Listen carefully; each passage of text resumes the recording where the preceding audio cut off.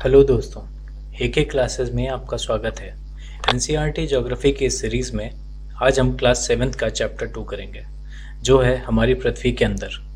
इस सीरीज़ में हम एनसीईआरटी को इस तरह से पढ़ रहे हैं कि हमें नोट्स ना बनाना पड़े और इन्हीं वीडियो से हमारा रिवीजन भी हो सके।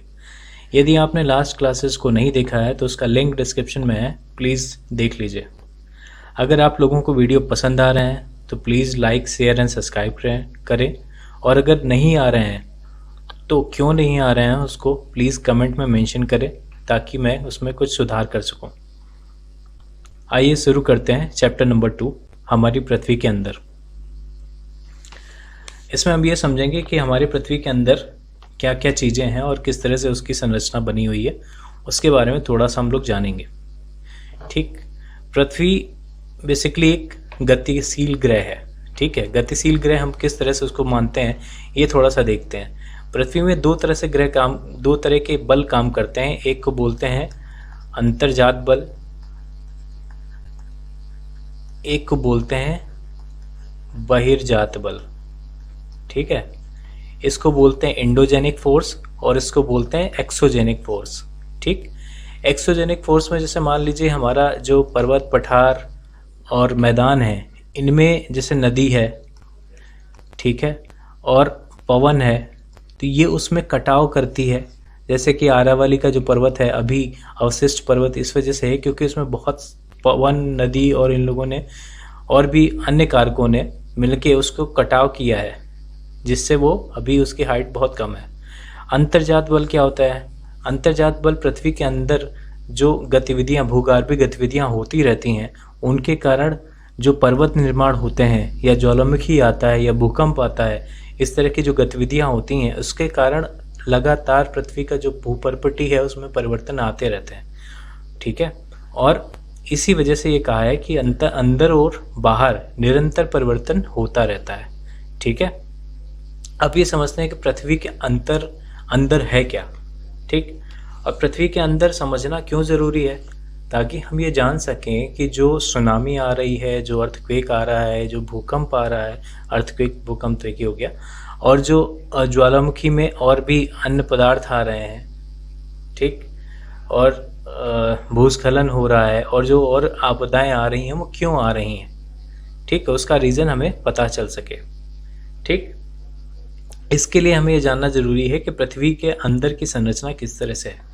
अगर हम ये देखें कि पृथ्वी के आंतरिक भाग को हम एक प्याज की तरह समझ सकते हैं। जैसे हम लोग घर में कभी जिन्होंने खाना बनाया होगा कि अगर कोई प्याज है उसको इस तरह से आधा, मान लो आपने ये कट किया है, ठीक, तो ये वाला जो शेप है वो मैं इधर दिखाना चाह रहा हूँ। तो इसमें आपको इस तरह से परत दिखेगी, ऐसे परत दिखेगी, ऐसे परत दिखेगी, और ये एक सेंटर पे जाती है।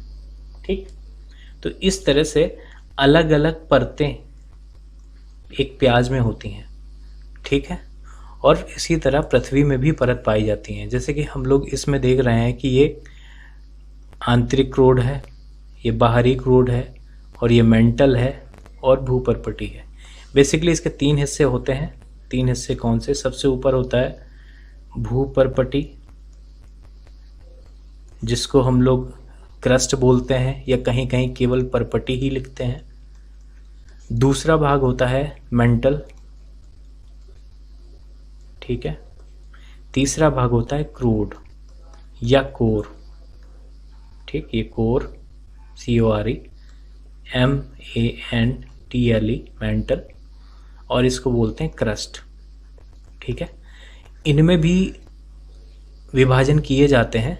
वो हम नेक्स्ट क्लासेस जो हमारी आएंगी फर्दर, उन क्लासेस में हम लोग इनको डिटेल से पढ़ेंगे। अभी क्योंकि ये 7th क्लास की है तो इसमें केवल जस्ट फैमिलाइजेशन है कि क्या क्या चीज़ें होती हैं, आगे इनको डिटेल में देखा जाएगा। ठीक है, अब देखिए ये हमें कैसे पता चला कि ये 3 लेयर पे है। तो उसके लिए हम लोगों ने जो प्रयास किए हैं, वैज्ञानिकों ने जो प्रयास किए हैं, उनके बारे में 2 तरह से उसका वर्गीकरण किया जाता है। एक होता है डायरेक्ट, जिसको प्रत्यक्ष बोला जाएगा, और दूसरा बोला जाएगा अप्रत्यक्ष। ठीक है, ठीक, प्रत्यक्ष मतलब जो चीज़ हम लोगों ने अपने आँखों से देखी हुई है। ठीक, जैसे ज्वालामुखी है, ठीक, ज्वालामुखी से जो हमें उद्गार प्राप्त होता है या लावा जो प्राप्त होता है, उस लावे को अगर हम लैब में टेस्ट करते हैं, लैब में अगर हम उस टेस्ट करते हैं तो हमें ये पता चल जाता है कि उसमें डेंसिटी में अंतर है, उसमें डेंसिटी में अंतर है। तो अगर डेंसिटी में अंतर है तो हम ये उसका अंदाज़ा लगा सकते हैं कि वो कितनी गहराई से आया है, कितनी मतलब वो पृथ्वी के कोर से कितना ऊपर है और कितना नीचे। जैसे मान लीजिए ये पृथ्वी का कोर है, तो यहाँ से वो किस गहराई पर आया है ये हम अंदाज़ा लगा सकते हैं, क्योंकि पृथ्वी की जो जैसे हम उसके सतह से भूपर्पटी से पृथ्वी के केंद्र की तरफ जाते हैं तो क्या क्या चीज़ें परिवर्तित होती हैं, उनको थोड़ा सा नोट करते हैं। देखिए क्या क्या चीज़ें परिवर्तित होंगी। जैसे केंद्र है ये पृथ्वी का, ये हमारी सतह है, इससे जब हम केंद्र की तरफ जाएंगे तो उसमें क्या परिवर्तन होगा, सबसे पहले तापमान परिवर्तन होगा, दूसरा दबाव परिवर्तन होगा, इसको दाब बोलेंगे, और ये दोनों मिलके घनत्व में परिवर्तन करते हैं। ठीक, जैसे एक हम मानते हैं ना कि हम लोग घर पे जब दही निकालते हैं, तो जब दही निकालते हैं तो क्या होता है, सेंटर से हम लोग उसको मथते हैं तो बाहर जो चीज़ भारी होती है, जो मक्खन होता है वो बाहर की तरफ आ जाता है, बाकी बीच में पानी रहता है। ठीक, ये सेंट्रीफ्यूगल और सेंट्रीपिटल का फोर्सेस होता है जिसकी वजह से सेपरेशन होता है। तो अगर हम ये देखें कि पृथ्वी हमारी एक अक्ष की तरफ, अक्ष से चारों तरफ ऐसे घूमती है, तो पृथ्वी में भी सेटलमेंट्स होते हैं, तो उसके जो भारी जो पदार्थ होते हैं वो पृथ्वी के कोर की तरफ जाते हैं और जो हल्के पदार्थ होते हैं वो बाहर सतह की तरफ रह जाते हैं। ठीक, अब डिटेल हम लोग फर्दर जो क्लासेस होंगी उनमें करेंगे। तो हम एक देख लेते हैं कि भूपर्पटी का लगभग कितना घनत्व रहता है। भूपर्पटी जो है हमारी, उसका घनत्व 3.0 क्या कहते हैं ग्राम घन सेंटीमीटर क्यूब। ठीक, ये रहेगा। और अगर हम मेंटल देखें, मेंटल के पास, तो मेंटल का कितना होता है 3.4, यूनिट सेम रहेगी ग्राम पर सेंटीमीटर क्यूब। ठीक है, और अगर हम क्रोड और मेंटल की जो सीमा देखें, क्रोड और मेंटल की जो सीमा है, जैसे यहाँ पर हम देखेंगे, ये जो मेंटल है, क्रोड और मेंटल की जो सीमा है ये वाली, यहाँ पर घनत्व कितना है, यहाँ पर घनत्व है 5। ठीक, 5 ग्राम पर सेंटीमीटर स्क्वायर। और यहाँ पर जाते जाते, केंद्र के कोर तक जाते जाते ये 13 पहुँच जाता है। ठीक है, तो आप देख रहे हैं कितना अंतर आ रहा है सतह से लेके कोर तक जाने में। ठीक है, तो अभी तक जो हमारे पास सबसे गहरी खान दक्षिण अफ्रीका में है, इसकी गहराई लगभग 4 किलोमीटर, 3 से 4 किलोमीटर है। और कुछ लोग जो हैं, कुछ इंजीनियर्स जो हैं, तेल की खोज में हम लोगों ने 6 किलोमीटर तक भी गहराई खोदी है। ठीक है, और वैज्ञानिक अभी भी जो हम लोग डीप ओशन ड्रिलिंग मिशंस करते हैं, डीप ओशन जो ड्रिलिंग मिशंस प्रोजेक्ट्स हम लोग कर रहे हैं, उसमें जो हमारा आर्कटिक के पास, ठीक है, आर्कटिक में एक क्षेत्र पड़ता है जिसको बोलते हैं कोला क्षेत्र। ठीक है, कोला क्षेत्र में हम लोगों ने अभी तक सबसे ज़्यादा जो गहरी है, सबसे गहरी 12 किलोमीटर गहरी हम लोगों ने खोदाई की है, ड्रिल की हुई है। ठीक है, अब जो हम लोग ड्रिल करते जाते हैं तो उससे हमें ये अंदाज़ा लग जाता है, प्रत्यक्ष रूप में अंदाज़ा लग जाता है कि वहाँ पर घनत्व में परिवर्तन आ रहा है और वहाँ के पदार्थों में, खनिजों में भी परिवर्तन आ रहा है। ठीक, इसके हिसाब से हम लोगों ने ये डिसाइड किया कि 3 जो मेन लेयर हैं, भूपर्पटी, मेंटल एंड भूपर्पटी, मेंटल और ये कोर। ठीक है, ये 3 लेयर हमारी बन रही हैं। ठीक है, अब ये तो प्रत्यक्ष हो गया। अप्रत्यक्ष में कौन से तरीके हैं, जैसे कि हमारे जो उल्का पिंड आते हैं, मान लो पृथ्वी में कहीं कभी गिरते रहते हैं अक्सर, बट जो गिरे जिनमें हम कुछ बचा स्टडी करने के लिए, तो हम ये देख सकते हैं कि वो उसका जो बनावट है जिससे पृथ्वी बनी हुई है, लगभग उसी के जो चट्टानें हैं उन्हीं चट्टानों से मिलकर बने होते हैं। ठीक है, लेकिन उसमें भी हम लोगों को ये ध्यान रखना होता है कि जो उल्का पिंड से वो पृथ्वी के कोर से तो आए नहीं हैं, तो हमें उतना एक्यूरेट नहीं पता चलता जितना हमें प्रत्यक्ष से पता चलता है।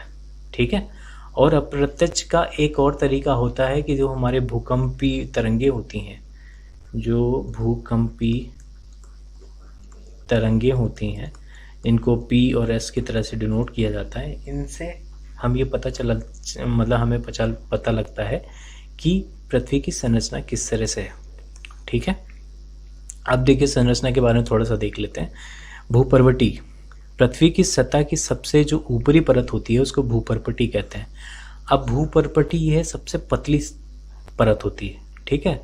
अब ये हम जो पहाड़ देख रहे हैं, ये जो पहाड़ हम लोग देख रहे हैं, ये पहाड़ में एक प्रिंसिपल होता है प्लवन का प्रिंसिपल, जो हम लोग ज्योग्राफी ऑप्शनल में पढ़ते हैं। उसमें क्या कहता है कि जितना पर्वत ऊपर रहता है उसकी जड़ भी उतनी नीचे होती है, ठीक है। तो इसमें क्या होता है कि जो उसकी भूपर्वटी होती है इसके नीचे जो है काफ़ी गहरी होती है। तो ये महाद्वीप में अक्सर हमें 35 किलोमीटर की रेंज तक मिल जाती है, जबकि जो हमारा ओशन होता है, ओशन के नीचे भूपर्वटी की जो रेंज होती है वो 0 से 5 किलोमीटर के बीच में ही होती है। 0 तो नहीं होगी, मतलब इससे ज़्यादा ही होती है, 5 किलोमीटर तक मैक्सिमम रेंज आती है, ठीक है। तो महाद्वीपीय संहति में 35 किलोमीटर की और समुद्र सतह पर केवल 5 किलोमीटर तक की रेंज मिलती है। अब ये समझते हैं कि महाद्वीपीय संहति में क्या है। अब ये है क्या होता है इसमें, इसको बोलते हैं सियाल, ठीक है। सियाल, SI से हो गया सिलिका और आल से हो गया एल्युमिनियम, ठीक है। अब सिलिका जो है पृथ्वी में बहुत इंपॉर्टेंट तत्व है, ठीक। और एल्युमिनियम, ठीक, एल्युमिनियम और सिलिका ये दोनों हल्के हैं, ठीक है, लाइट है। इस वजह से इनका ऊपर जो माना जाता है कि महाद्वीपीय जो भूपर्वटी है वो सियाल की बनी हुई है, हल्की है। और जो ये महासागरी है ये बनती है सिलिका और मैग्नीशियम की, सिलिका और मैग्नीशियम की, जिसको बोलते हैं सीमा, ठीक है। ये समझ में आया, ये है सीमा और ये है सियाल, ठीक। सियाल देखिए, सी सिलिका मैग्नीशियम, सी सिलिका, एल एल्युमिनियम, ठीक है। अब ये समझ में आ रहा है। अब देखिए एक थोड़ा सा फिगर क्लियर बना लेते हैं ताकि हमें समझ पाएँ कि कितना ऐसा अंतर आता है, ठीक है। अगर हम ये माने कि ये हमारा कोर है तो यहाँ से कोर सीमा खत्म, ये कोर ख़त्म हो गया, फिर ये मेंटल हो गया, इतना है मेंटल, और ये जो ऊपर का जो भाग है इसको बोलेंगे भूपर्वटी। तो ये जो हिस्सा है ये कितना पड़ता है, लगभग 1% के आसपास, ठीक। और ये हिस्सा पड़ता है लगभग 84%, और ये पड़ता है कितना बचा, 15%, ठीक है। तो सबसे ज़्यादा अगर पृथ्वी का कोई आयतन लेता है तो वो मेंटल लेता है, ठीक। और सबसे कम अगर लेता है तो भूपर्वटी लेती है, और इसके बीच में हमारा कोर आता है। इनको भी हम जैसे ऊपरी मंडल, निचला मंडल, ऊपरी को बाहरी कोर, इनर कोर, ऐसे करके नाम देते हैं। भूपर्वटी में भी ऊपरी और नीचे नाम देते हैं। अब इसमें जो ये हमने लाइन खींची है, जो डिफरेंस जहाँ से भूपर्वटी और मेंटल शुरू होता है या ऊपरी मेंटल या निचला मेंटल शुरू होता है, तो इसमें भी इसमें जो डिफरेंसेस आते हैं कि कहाँ से कौन सा शुरू हो गया उसको असंगतता बोलते हैं या डिसकंटिन्यूटीज बोलते हैं, ठीक है। आगे हम लोग डिटेल में पढ़ेंगे, उसमें अलग अलग आती हैं, जैसे CM RGL ऐसे करके नाम है उनके, ठीक है। ये कोड है, जैसे कि कोनार्ड है, महो है, रैपटी है, गुटेनबर्ग्स है और लेहमन है। ये असंगतता है जो इनके बीच में पाई जाती है। जैसे कि ये इसको बोलेंगे, ये है लेहमन, ठीक है। ये लेहमन असंगतता है, डिसकंटिन्यूटीज़ है, ठीक। ये समझ में आ गया। अब ये मैंने ऑलरेडी बता दिया है। अब इसमें ये देख लेते हैं कि इनकी डेप्थ कितनी रहती है, ठीक। अब ये मैंने बताया कि ये 0 से 35 मैक्सिमम रहेगी, ठीक। और उसके बाद ये शुरू होता है मेंटल रहता है कितने तक, 2900 तक मेंटल रहता है। और फिर मेंटल से जो कोर शुरू होता है वो कहाँ तक रहेगा, 6371, कहीं पे तुमको 6378 या 80 तक भी मिल सकता है, ठीक है। तो ये सभी सही माने जाते हैं, ठीक। अब ये देखते हैं, हाँ, भूपर्वटी के नीचे मेंटल होता है जो 2900 किलोमीटर की गहराई तक फैला होता है। इसकी सबसे आंतरिक परत, ठीक है, आंतरिक सबसे परत कौन सी है, क्रोट, जो क्या है, जिसकी त्रिज्या कितनी है, 3500 किलोमीटर, ठीक है। ये इसकी त्रिज्या मानी गई है। अब ये देखो अंदर है, तो अंदर वाला जो तत्व है क्या है, निकिल और फेरस से बना है क्योंकि वो भारी है, तो इसको निफे कहते हैं। ठीक है, निफे। और ये इसका जो केंद्रीय कोड है, वो कोड जो है वो तापमान और दाब में काफ़ी उच्च है। ठीक है, अब हम ये समझते हैं कि सेल क्या बोलते हैं, इनके रॉक और मिनरल्स। ठीक है, इनके बारे में देखते हैं। तो पृथ्वी की जो परपटी है वो अनेक रॉकों से मिली, बहुत सारे रॉक से मिलके बनी है, बहुत सारे सेलों से मिलके बनी है। ठीक है, तो ये रॉक होते हैं। ठीक है, इनको क्या कहते हैं, ये पृथ्वी की जो भूपरपटी बनाने वाले जो खनिज पदार्थ होते हैं, उसका जो भी नेचुरल हमें खनिज पदार्थों का पिंड मिलता है उसको सेल कहते हैं। ठीक है, एक सेल में कई डिफरेंट प्रकार के खनिज भी हो सकते हैं, ज़रूरी नहीं कि केवल एक ही हो। ठीक है, सेल में विभिन्न रंग, आकार और गठन की भी हो सकती हैं। तो ये जो रंग होगा, ये आकार होगा और ये गठन होगा, ये किस पे डिपेंड करेगा, उस सेल की जो खनिज की प्रॉपर्टी है। ठीक, खनिज क्या होता है, खनिज बेसिकली क्या होता है, एक नेचुरल पदार्थ होगा जिसका जो उसकी भौतिक और रासायनिक जो विशेषताएं हैं वो एक विशेष होती हैं। ठीक है, इस वजह से उसको एक स्पेशल नाम का खनिज दिया जाता है, खनिज का नाम दिया जाता है। ठीक है, अब मुख्य रूप से कितनी सेलें होती हैं, सेल मुख्यतः 3 प्रकार होती हैं, 3 प्रकार की सेलें, जिनको एक बोलते हैं इग्नियस, सेडिमेंट्री और मेटामॉर्फिक। ठीक, इग्नियस को हिंदी में बोलेंगे आग्नेय, इसको बोलेंगे अवसादी, जैसे नाम से ही पता चलता है सेडिमेंट अवसाद होता है। मेटामॉर्फिक होता है रूप परिवर्तन। ठीक है, इसको बोलेंगे हिंदी में कायांतरिक। ठीक है, कायांतरित सेल। तो 3 तरह की होंगी। अब क्या होता है कि जैसे हम लोगों ने मूवीज़ वगैरह में कहीं देखा होगा कि हाँ, ज्वालामुखी नीचे से ऐसे फट रहा है और ऐसे धुएं के ऐसे गुब्बारे बन रहे हैं। ठीक, तो इनमें से जो लावा बह के आता है, ठीक है, अगर वो निकल के बाहर आ रहा है और ठंडा होके ठोस हो जाएगा। ठीक, ठंडा होके ठोस हो गया तो जो उससे जो चट्टान बनती है उसको बोलते हैं आग्नेय।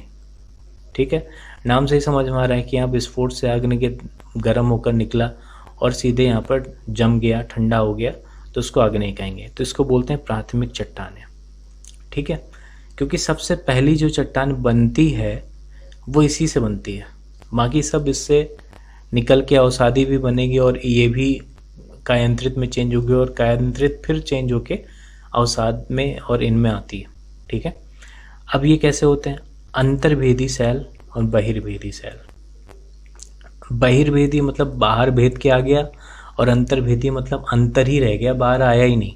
ठीक है, नाम से ही देखिए, अंतर्भेदी और बहिर्भेदी।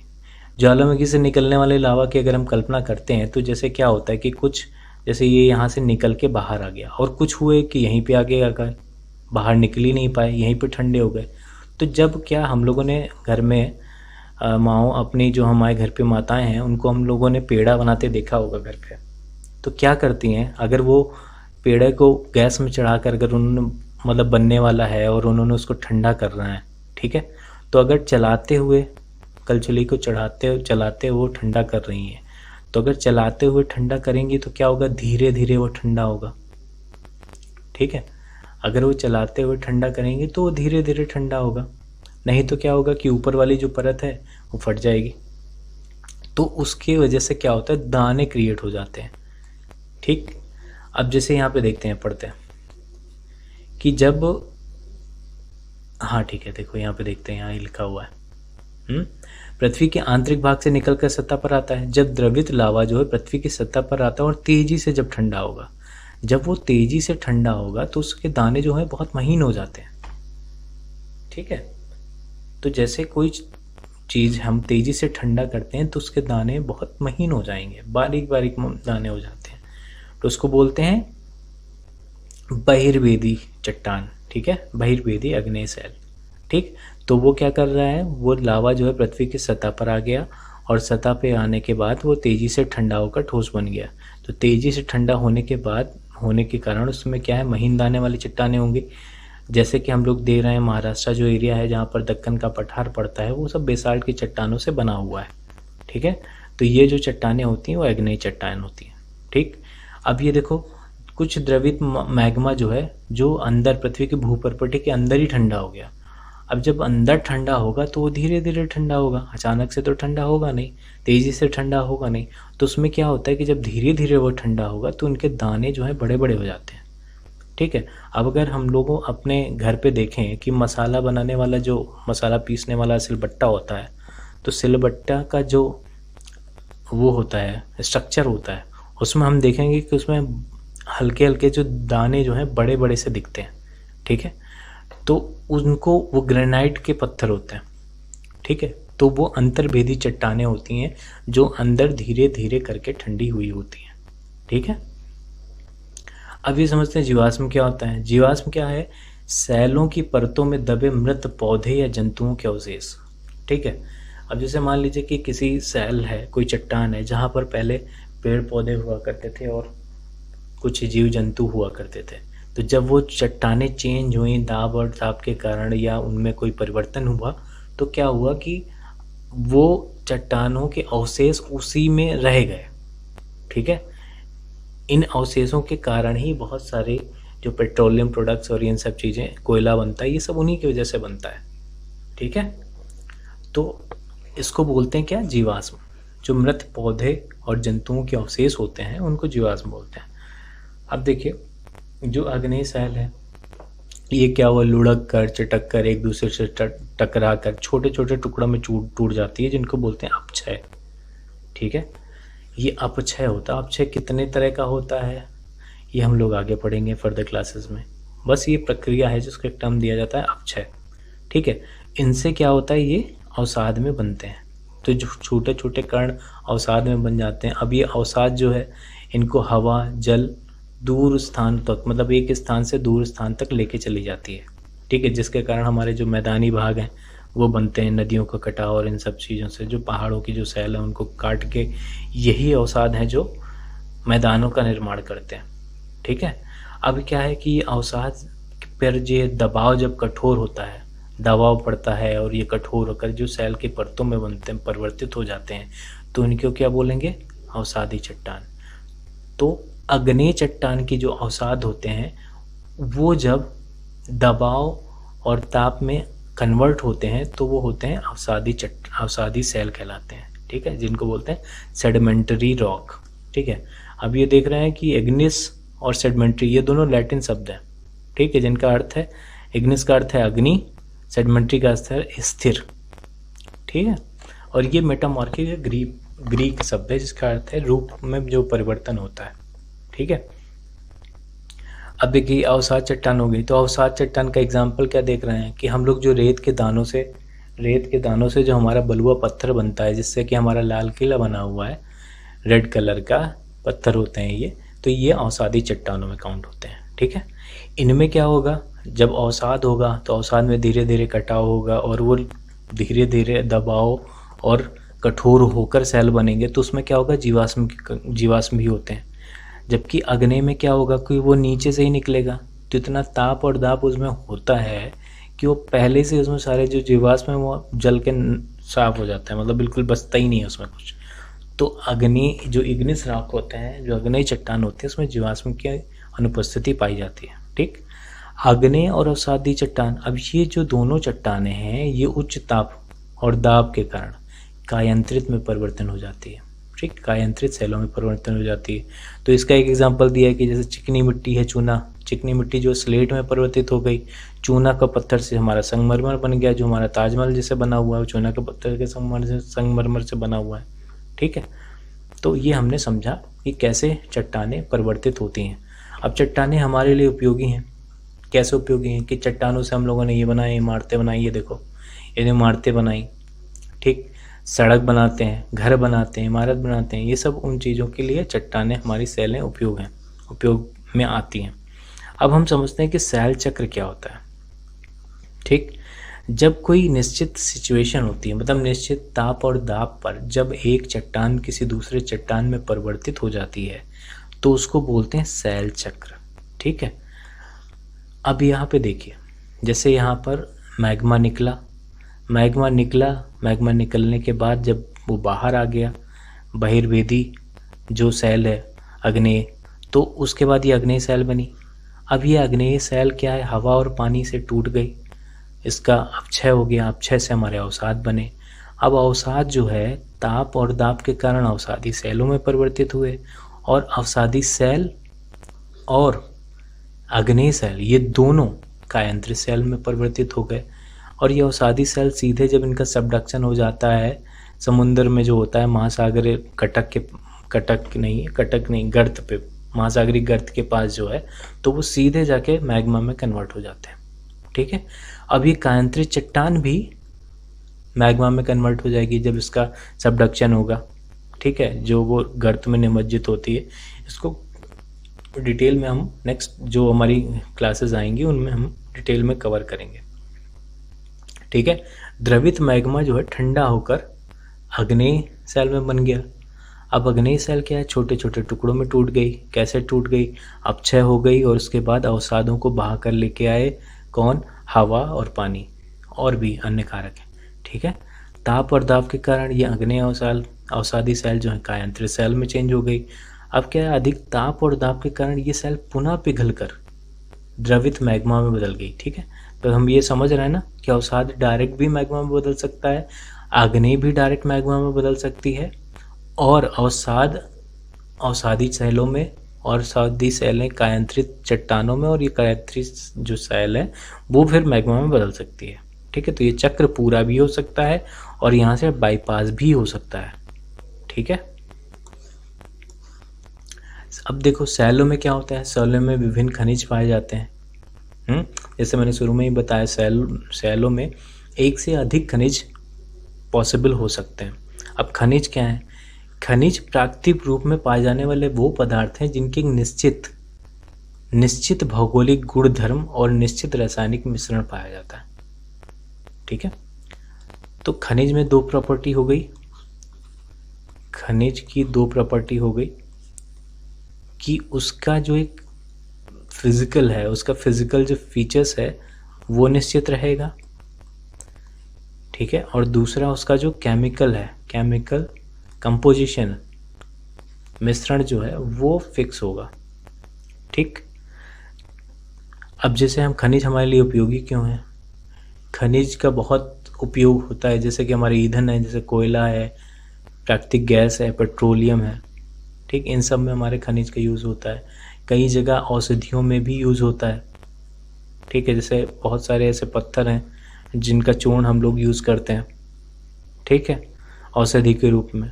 और लोहा, एल्युमिनियम, सोना, यूरेनियम, ये आगे और भी खनिज हैं जिनका हम लोग उपयोग करते हैं। ठीक, अब देखिए ये क्वेश्चंस हैं, हम लोग चैप्टर क्लास में आ गए, तो इन क्वेश्चन को आप लोग अपने आप से कर सकते हैं क्योंकि मैंने इतना डिटेल में इस चैप्टर को समझाया हुआ है। ठीक है, अब आगे चलते हैं। द्रवित मैग्मा से बने सेल, अब देखो मैग्मा से बने तो कौन से होंगे, आग्नेय होंगे, अवसादी तो होंगे नहीं क्योंकि अवसाद से बनते हैं, कायांतरित इन दोनों से बनते हैं। ठीक, पृथ्वी की सबसे भीतरी परत, ठीक है, तो ऐसे होता है, सबसे बाहरी परत भूपर्पटी, ये हो गया मेंटल, और फिर ये क्रोड। ठीक है, तो सबसे भीतरी परत क्रोड। सोना, पेट्रोलियम, कोयला किसके उदाहरण है, सेल तो है नहीं, ये है खनिज, क्योंकि सेलों में बहुत सारे खनिज होते हैं। ठीक है, सेल जिसमें जीवाश्म होते हैं, अब देखो मैंने बताया कि आग्नेय सेल में क्या होता है कि ताप और दाब इतना होता है और लावा मैग्मा में वो जीवाश्म नष्ट हो जाते हैं, इसलिए आग्नेय में होते नहीं। कायांतरित में जब चट्टान परिवर्तित होगी आग्नेय और अवसाद में, तो अब देखिए इसमें कायांतरित में पॉसिबल है कि हो, लेकिन इसमें हमें कौन सा चुनना है, हमें एक ऑप्शन चुनना है। तो एक ऑप्शन में हमारा अवसादी सबसे मोस्ट करेक्ट होगा। ठीक, कायांतरित चट्टानों में कम होता है, आग्नेय में बिल्कुल नहीं होता है। ठीक, तो अवसाद है इसका आंसर होगा। पृथ्वी की सबसे पतली परत कौन सी है हमारी, भूपर्पटी या परपटी। ठीक, अब क्रोड क्या है, ये सबसे भीतरी परत है, तो इसका हो गया 1। खनिज क्या है, इसका एक निश्चित रासायनिक मिश्रण होता है, ये खनिज हो गया। सेल क्या है, ठीक है, सेल सेल सेल सेल, इसको देखते हैं पहले। चिकनी मिट्टी किस में परिवर्तित हो रही है? स्लेट में। सियाल क्या है? सियाल है सिलिका और एल्युमिनियम, ठीक है, तो ये तीसरा हो गया। अब ये बचा सेल। सेलों का उपयोग कहाँ हो रहा है? सड़क में, इमारत में बनाने के लिए इसका उपयोग हो रहा है, ठीक। तो इस प्रकार ये चैप्टर समाप्त होता है। धन्यवाद।